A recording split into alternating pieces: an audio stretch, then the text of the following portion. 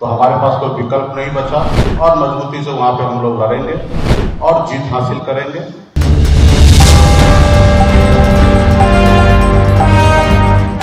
नमस्कार, आप देख रहे हैं DTV भारत। मैं हूं आपके साथ शर्मिला चौहान।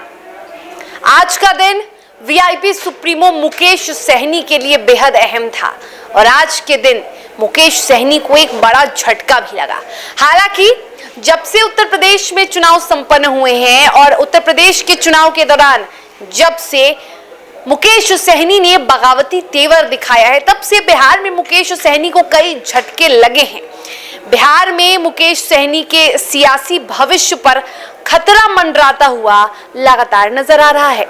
आपको बता दें कि मुजफ्फरपुर के बोचहा विधानसभा सीट को लेकर, जिसपे उपचुनाव होने वाले हैं, उसको लेकर लगातार बीजेपी और वीआईपी में तकरार देखने को मिल रहा था, क्योंकि वीआईपी सुप्रीमो मुकेश सहनी ने इस बात की घोषणा कर दी थी कुछ दिन पहले ही कि वीआईपी मुसाफिर पासवान, जो कि पहले बोचहा विधानसभा सीट से विधायक रहे थे, उनके निधन के बाद जो ये सीट खाली हुई तो वीआईपी उनके बेटे अमर पासवान को टिकट देने वाली है और इसकी संयुक्त घोषणा की जाएगी।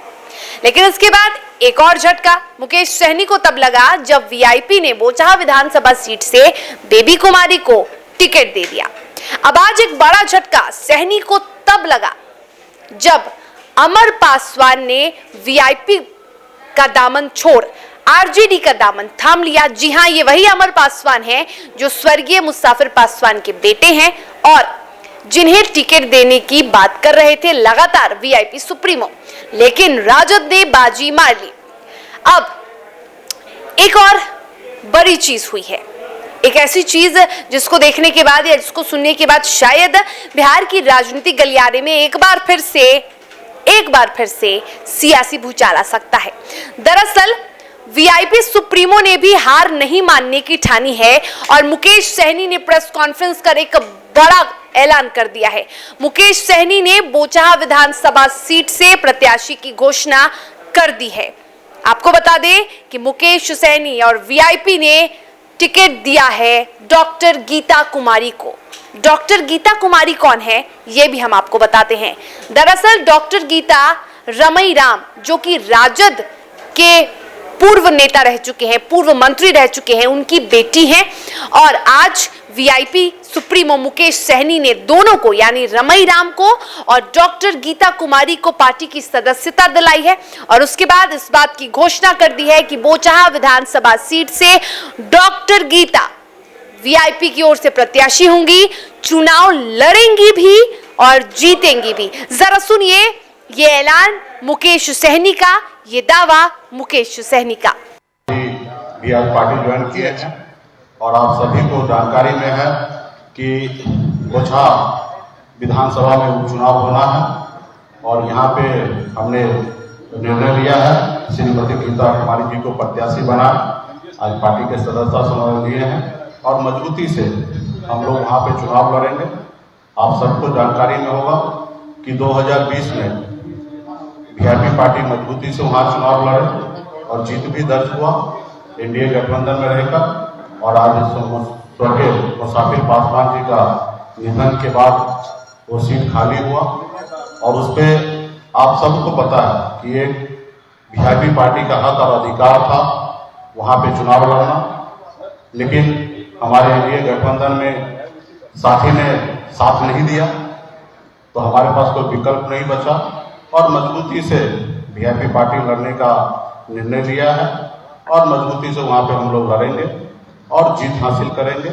अभी हम लोग संघर्ष करने वाले लोग हैं, संघर्ष कर रहे हैं और एक बड़ा अनुभवी अभिभावक का सहयोग मिला, आशीर्वाद मिला और आज वीआईपी पार्टी को ज्वाइन किए। इस पार्टी को बहुत आगे तक इनके आशीर्वाद से आगे बढ़ेंगे, ये मैं आशा और उम्मीद के साथ में हूँ और मजबूती से हम लोग चुनाव लड़ेंगे और जीत होगा। और 16 तारीख को जो परिणाम आएगा वो निश्चित तौर पे चौंकाने वाला होगा। हम लोग मजबूती से लड़ेंगे।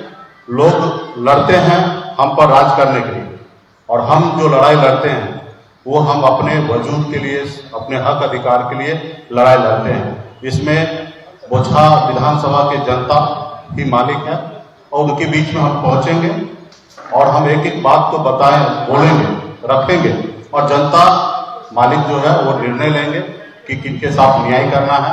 और हम मानते हैं कि बोचहा विधानसभा के एक एक मतदाता के बीच में हम जाएंगे और हर एक मतदाता सही निर्णय लेंगे, क्योंकि अक्सर जनता हमेशा नेता के ऊपर आरोप लगाते हैं, लेकिन मुझे लगता है कि इस बार जनता के ऊपर है कि जनता सही कैसे निर्णय लेंगे, मैं उन्हीं के ऊपर छोड़ूंगा। और मुझे पूरा विश्वास है कि पूर्व में भी वीआईपी पार्टी के मजबूती से प्रत्याशी को जिताए और इस बार भी बोचहा विधानसभा में हमारे प्रत्याशी को जिताएंगे और मजबूती से हम लोग लड़ेंगे। धन्यवाद। तो ये बड़ा झटका लगा तो होगा, लेकिन मुकेश सहनी को नहीं बल्कि बीजेपी और आरजेडी को, क्योंकि रमई राम पहले राजद में थे, पूर्व मंत्री रह चुके हैं, वरिष्ठ नेता रह चुके हैं। और इसके बाद रमई राम की बेटी डॉक्टर गीता, जो कि बोचहा विधानसभा सीट से चुनाव लड़ने वाली हैं वीआईपी की ओर से। और इसी को लेकर मुकेश सहनी ने ये बड़ा दावा ये भी कर दिया है कि वो हमारा घर है और हमारे घर में कोई घुसने की हिमाकत करेगा तो हम उसे अपने घर से निकालेंगे और ऐसे में हम कोई समझौता नहीं करने वाले हैं। उन्होंने ये भी कहा है कि हमारी लड़ाई कुर्सी के लिए नहीं है, हमारी लड़ाई यानी वीआईपी की लड़ाई, विकासशील इंसान पार्टी की लड़ाई हमारे हक के लिए, हमारे वजूद के लिए है।